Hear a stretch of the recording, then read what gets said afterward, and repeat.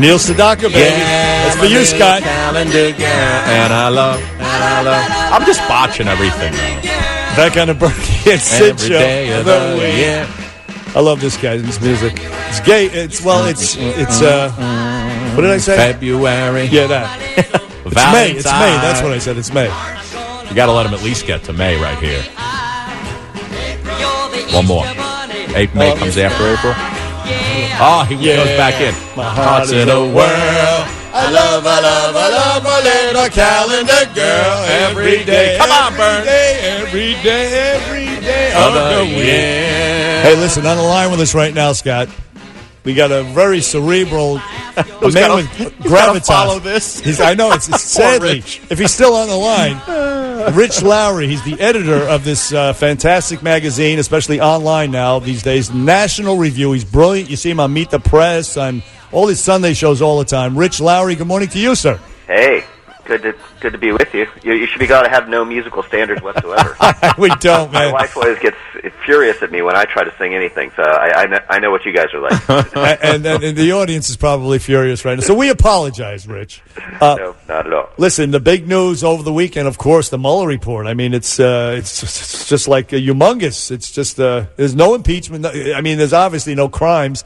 Or maybe, allegedly no crimes. According to some of the Democrats, they're withholding judgment. But the president tweeted, no collusion, no obstruction, complete and total exoneration, keep America great.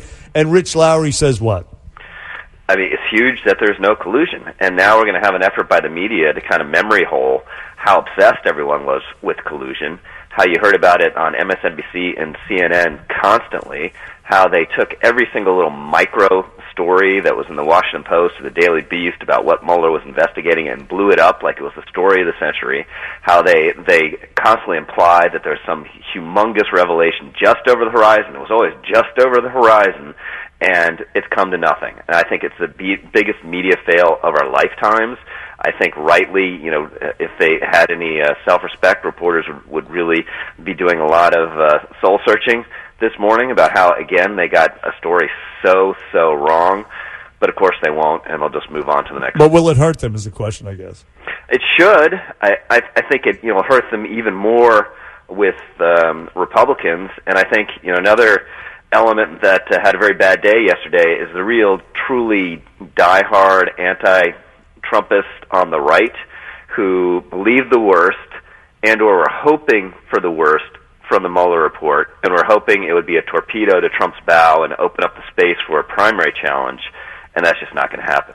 Rich, Scott Stanford, buddy, a better-looking version of Sid. I just want to listen. It took Mueller 22 months, about $32 million to still that last line, still not total exoneration. Attorney General William Barr, in 2 days, basically, summarized it where, he's saying there's not enough evidence to do anything with that, and there is exoneration. On the Democratic side, I mean, is it time to punt and move on with the business and the government, or do you feel like the Democrats should just keep pursuing this thing? I think the case they should make against Trump is like, look, this is guy, he's been a shady operator, he only cares about himself, he said he's a populist, and he's pursuing a typical Republican agenda that's screwing you over. They just make a standard Democratic case against the guy. Instead, they went down this box canyon of collusion and all the various other scandals because they still have this fantasy that somehow you can leverage him from office prematurely. Even though we're getting close to a month and a half, year and a half away from an election where the public gets to decide again. So I think the shrewd thing would be to move on. I think that's kind of what Nancy Pelosi and others want to do. I'm not sure whether their base will let them do that.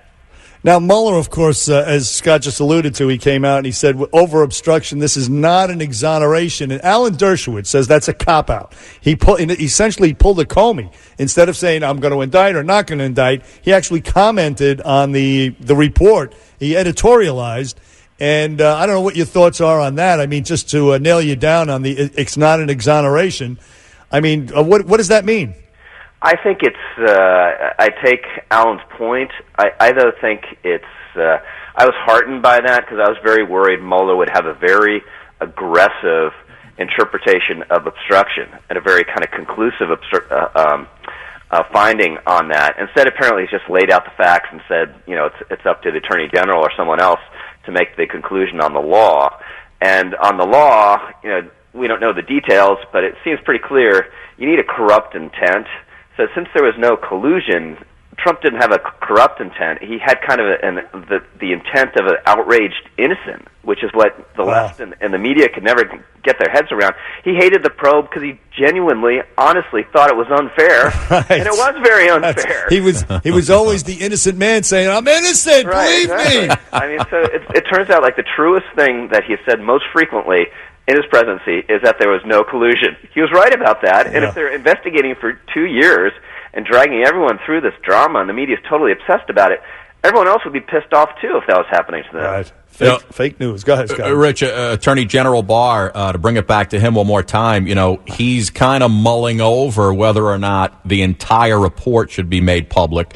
Personally, I think it should, since we've all had to sit through all of these stories over the last 22 months when they first, got Mueller involved. You feel like this summary is enough, or because I know they want to get him in front of the committee, testify in the near future for in front of Congress. They want to do with Barr. Do you think the public should get the full report, or what is enough? I think the public should get as much as possible, and there are rules around this.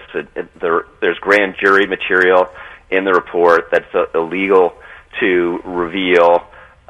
So I think I really trust Barr. I think he's an adult. I think he's well-intentioned. I think he's going to take the time to figure out what he can, what he can't reveal. But I thought the key line in the letter yesterday was when he said on the question of obstruction that most of these incidents are already known. So, I mean, we're talking about things like Trump firing Comey. That's not a major revelation, or Trump, briefly telling McGahn he should fire Mueller and then nothing coming of it. All that's been reported. So I don't think Trump supporters should fear further revelations from this report, and I think it will serve to the extent it can, increase public confidence if we see more of it. Hey, finally, Rich Lowry from the National Review. Were you watching and maybe enjoying some of the coverage on CNN, MSNBC with the group therapy sessions with these sad-faced magpies? Yeah, I know, and that's they're trying to figure out a way to somehow spin it to still being some terrible thing or a big mystery.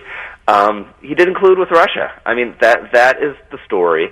That's the thing they pushed for 2 years.